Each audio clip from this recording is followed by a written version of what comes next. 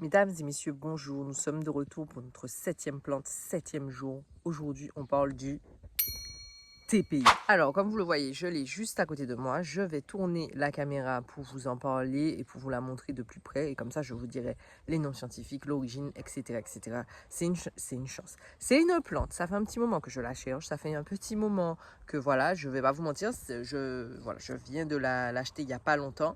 J'ai fait quand même pas mal de recherches dessus. Et c'est pour ça, ça fait un petit moment que j'en cherche un peu partout. Il n'y en avait pas. Et là, j'en ai en fait trouvé dans une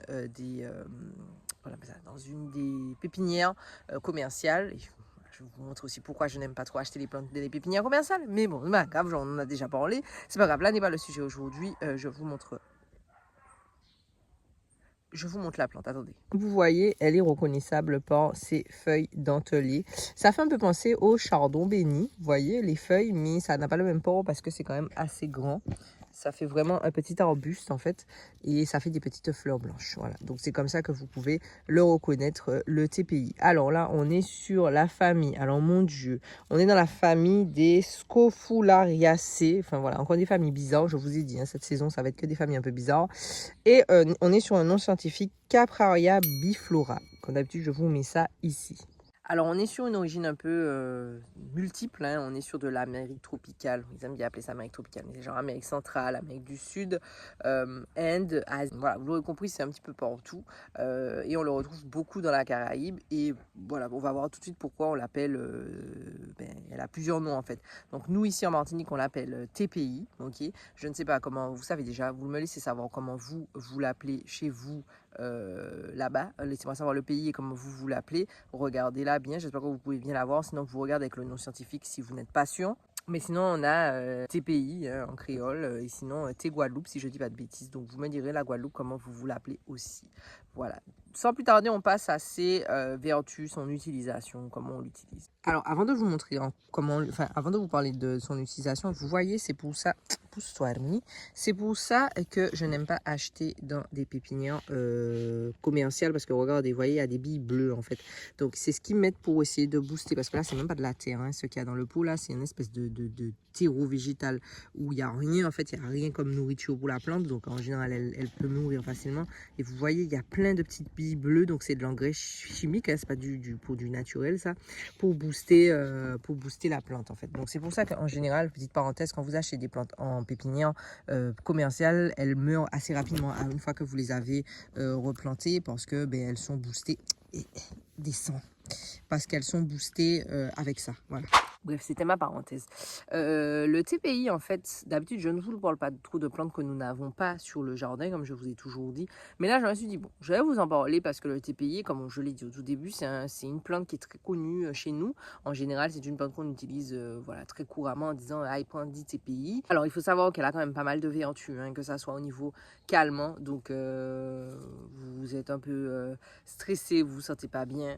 Et voilà, c'est un thé qui peut être intéressant. Elle est souvent recommandée dans les états grippaux, états grippaux, vous savez. Elle est aussi très souvent mise en avant au niveau de la digestion, donc les problématiques de digestion, les ballonnements, les flatulences, l'aérophagie, mais pas que. Elle est aussi utilisée quand vous avez fait une purge. Donc en général, on la retrouvait souvent après la purge, surtout les purges entre guillemets violentes qu'on avait à l'ancienne, là, avec les limonettes et compagnie, l'huile de ricin et tout, c'était assez violent sur l'intestin, sur l'estomac en général. Donc on pouvait retrouver facilement le TPI pour essayer de calmer en fait l'après, pour essayer de faire passer la pilule, faire passer le tracteur sur le toboggan, voilà, parce que ça avait été rude.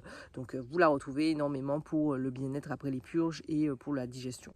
C'est également un anti-inflammatoire. Donc là, vous avez vu la saison dernière, c'était beaucoup des diurétiques. Là, on est beaucoup sur des plantes qui sont dites anti-inflammatoires, mais aussi antispasmodiques. Donc voilà, si vous avez du mal, surtout à l'estomac, hein, comme on a vu des crampes, des choses comme ça peut être très bénéfique. Mais c'est pas fini, c'est aussi très bon pour les maux de tête. Alors les céphalées, donc là, c'est plus en usage externe. Donc on va prendre les feuilles, on va les faire tremper, il me semble, dans du vinaigre. On va les enrouler dans une espèce de chiffon et on va mettre ça sur votre tête. Vous pouvez également utiliser les bourgeons de la feuille, les bourgeons en fait de la plante, pardon, en décoction et vous utilisez ça sous forme de collier, un peu comme le plantain ou alors même l'absinthe comme on l'a vu sur les autres vidéos. Donc c'est très bon aussi pour la santé des yeux tout simplement. Le soleil est en train de me taper, mais je résiste quand même. Je suis là toujours, ce n'est pas fini. Enfin, elle est aussi, c'est un très bon enfin, c'est bon pour la bile, je sais pas comment on peut dire ça. C'est bon pour les problèmes biliaires, hein, voilà. Vous voyez, la plante, elle a quand même pas mal de vertus, elle a quand même pas mal de choses. On utilise les feuilles sous forme de décoction ou d'infusion, c'est vous qui voyez comme on l'a vu, ok? Vous choisissez, soit vous voulez que ça soit bien concentré, soit vous voulez que ça soit un petit peu plus light, c'est vous qui voyez. Et on répète, gaz, flatulence, problèmes intestinaux, grippe, voilà, c'est surtout sur ça que vous allez la retrouver, en tout cas sous nos latitudes.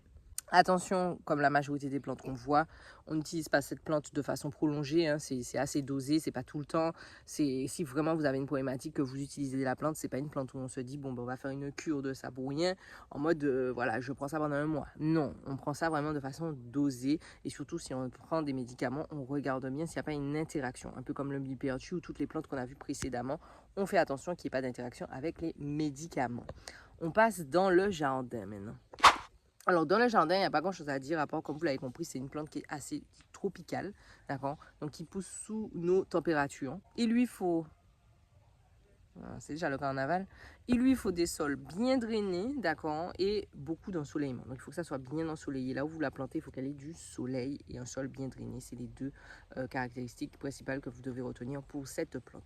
Ça pousse quand même très bien. C'est pas une plante qui a du mal à pousser. Ça peut devenir un bon buisson. Là, chez certaines personnes, ça peut même être assez envahissant. Donc faites attention à là vous le plantez. La pluie, ça fait du bien, ça rafraîchit un petit peu. Je pense qu'on a fait le tour. Vous avez bien vu la plante, j'espère. Je vais retourner la caméra une dernière fois que vous puissiez bien la voir. Voilà. Regardez-la bien. Hop. Elle a des petites, elle a des petites colorations sur les tiges. Et c'est surtout les feuilles qui sont reconnaissables. Ça n'a pas d'odeur particulière. Hein, ça sent la feuille, quoi. Ça sent l'herbe. Voilà. Laissez-moi savoir, parce que je sais que le TPI, c'est quand même assez répandu sous nos latitudes. C'est pour ça que, bon, je le connaissais déjà d'avance, sans l'avoir dans le jardin, mais j'en avais déjà entendu parler énormément et je le connaissais. Donc, laissez-moi savoir, vous, si vous l'utilisez, comment vous l'utilisez. Hein, on est dans le partage. Vous savez déjà. Comme d'habitude, un petit pouce, un petit partage. Excusez-moi la plante. Un petit pouce, un petit partage, un petit commentaire. Hein, comme on se sait déjà, vous savez déjà. Et puis, je vous remets la vidéo d'hier si vous l'avez ratée. Et on se retrouve demain pour la prochaine vidéo. À demain.